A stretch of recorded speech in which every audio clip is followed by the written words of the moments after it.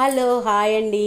ఇది నిన్న సోమవారం కంటిన్యూషన్ ఉందండి. నిన్న వీడియోలో చెప్పాను కదండి మా అన్నయ్య మా వదిన వస్తారని. వాళ్ళు నిన్న చాలా గుళ్ళకు వెళ్ళొచ్చారండి. వస్తూ ఇంకా నా దగ్గరికి నేను పొద్దునే ఫోన్ చేశానండి. ఇంకా వాళ్ళిద్దరికైతే మాత్రం తాంబూలం ఇచ్చానండి. వాళ్ళు నిన్న చక్కగా తాళాయపాలెం, వెంకటేశ్వర స్వామి గుడికి వెంకటాయపాలెం, తాళ్ళాయిపాలెంలో చక్కగా శివలింగాలు చాలా బాగుంటాయండి. మంగళగిరి అట్లా అన్ని గుళ్ళన్నీ చూసుకొని వచ్చారండి. ఈరోజు మంగళవారం అయితే మాత్రం పొద్దున్నే లేచి బట్టల పని, గిన్నెల పని, ఇల్లు తుడిచేసుకొని చక్కగా పనులన్నీ కంప్లీట్ చేసుకున్నానండి. తులసి కోట మాత్రం మా వారే పూజ చేస్తారండి పొద్దున్నే. ఈరోజు బ్రేక్ఫాస్ట్ వచ్చేసి ఇడ్లీ అయితే వేశానండి.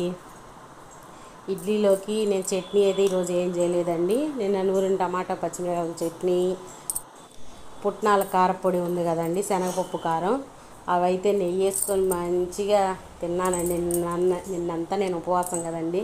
ఈరోజు మాత్రం నేను చట్నీ చేయలేక ఈరోజు మాత్రం ఇవి వేసుకొని తిన్నానండి. చట్నీ కన్నా కూడా ఇవి అయితేనే చాలా బాగుంటాయండి. మాట చెప్పాలంటే చట్నీ అనుకుంటాం, అవి రొటీన్గా చేసుకునేవే కదండి డైలీ. ఇలా ఎప్పుడన్నా అయితే నెయ్యిలో అద్దుకొని తింటే బాగుంది. ఎప్పుడన్నా తినాలండి, కంటిన్యూషన్గా మాత్రం తినకూడదు. ఎందుకంటే కొలెస్ట్రాల్ పెరుగుతాయి కదండి. మళ్ళీ హెల్త్ డిస్టర్బ్ అయ్యింది. ఇంక చక్కగా టీ పెట్టేసుకొని నేను మా వారైతే టీవీ చూస్తూ చక్కగా తాగేసానండి. అదిగోండి నిన్న మా ఆడబిడ్డ వాళ్ళ అమ్మాయి కూడా వచ్చిందండి. నేను ఆ అమ్మాయిని చూపించలేదు, మర్చిపోయానండి. నిన్న మా అన్నయ్య వాళ్ళు వచ్చిన హడావుల్లో మర్చిపోయాను. నిన్న వస్తూ తను ఇవి మా చెట్టు వంకాయలండి. ఒక వంకాయ అయితేనే కూర సరిపోయిద్దండి.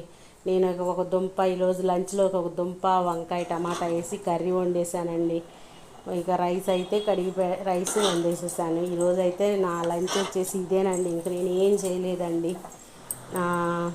నా వీడియో నచ్చితే మాత్రం లైక్ చేయండి, నా ఛానల్ సబ్స్క్రైబ్ చేసుకోండి. ఇంకా అదిగోండి నేను దేవుడి సామాన్లన్నీ కడిగేసుకున్నానండి నీట్గా. ఓకేనండి, బాయ్.